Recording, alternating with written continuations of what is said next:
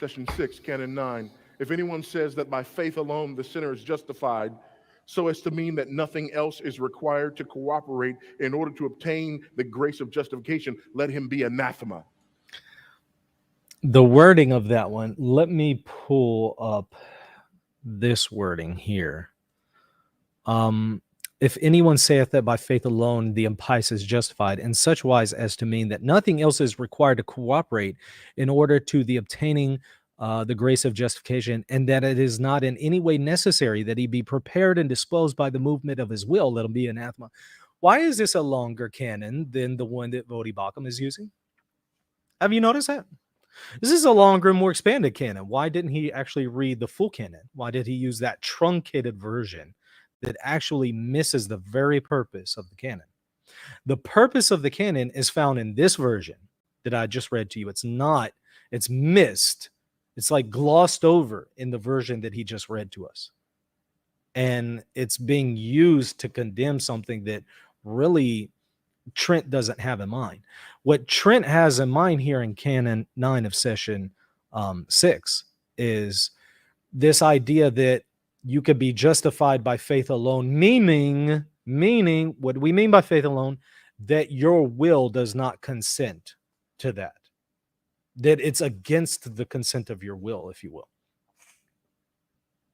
Now, if you take that position, some Protestants do take that position, but if you take that position, okay, well, yeah, your perspective is condemned. But this isn't a blanket condemnation of all versions of faith alone. Because again, Benedict XVI, Bishop Robert Barron, and many others have acknowledged that, yes, there's an initial moment of justification. We can't speak of a faith alone in that context. And this isn't excluding that. This canon is not excluding that. What it's excluding and condemning is the idea that I can be justified apart from the consent of my will. No, you consent to it. Is that works? Is that merit? Just merely consenting? Of course not. Of course not. Consent is not works. Consent is not merit. So I'm very disturbed by that. I'm very disturbed by I don't know where he got that version of the of Canon 9 of the Council of Trent, but it's so deficient that it completely misses the point of the canon. And now he's using this to say that we've just condemned this idea that you don't merit that initial moment of justification. No, we're not condemning that. We're not condemning that. You've completely missed us. So again, that was very concerning to me. Maybe he doesn't know better because he hasn't carefully read Trent. That's probably the case. But my thing is, don't go and critique a position that you're not really informed about. Again, Session 6, Canon 11.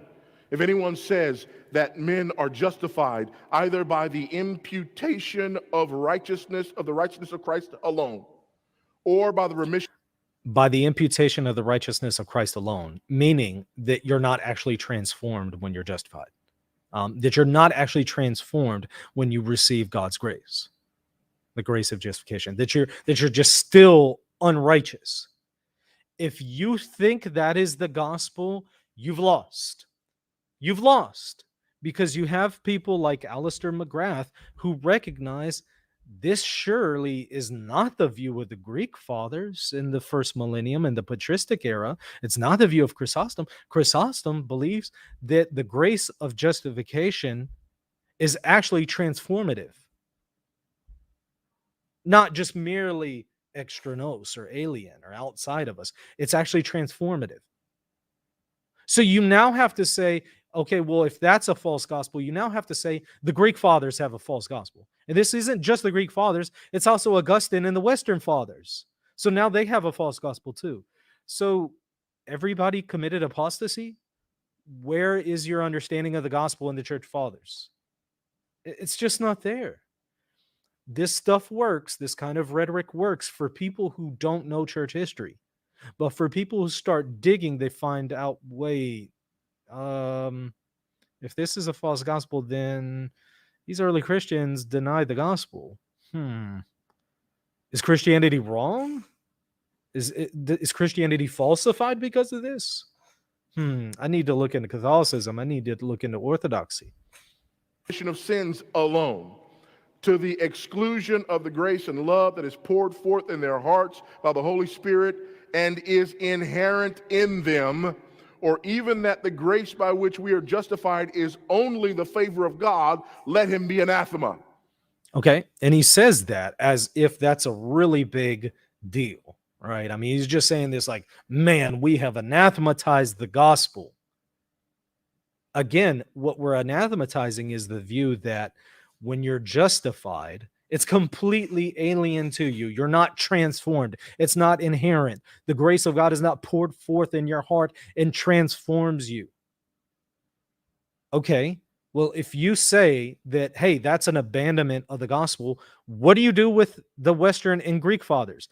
And again, this is noted by Alistair McGrath right here, Protestant scholar who surveys the views of church history, of justification in church history. This is Dr. Michael Barber commenting on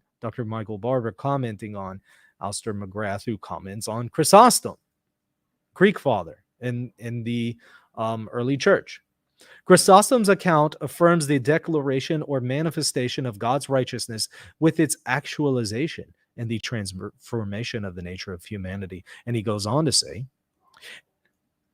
this is actually a quote from Chrysostom. Chrysostom goes on to say, it is like the declaration of God's riches, not only in that God is rich, but also in that God makes others rich, or in the same way about the declaration of God's life, not only in that God is living, but also in that God makes the dead to live.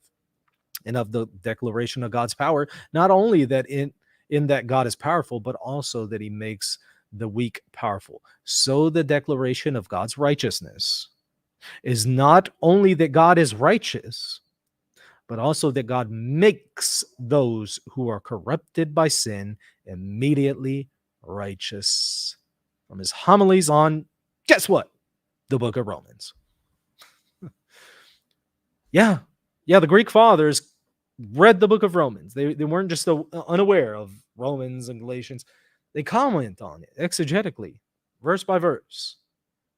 And yeah, they don't come up with this Protestant understanding of justification.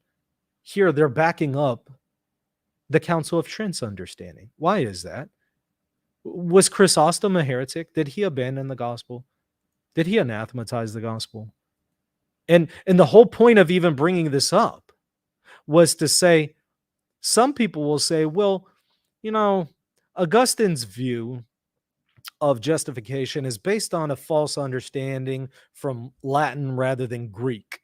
And whenever we got back to reading the Greek New Testament, we realized what justification means, and we saw where Augustine made his error. And yet, McGrath acknowledges that that's actually wrong. That's actually a flawed version of history because the Greek fathers affirm Augustine's understanding of justification. And they're not reading it in Latin. They're reading it in Greek.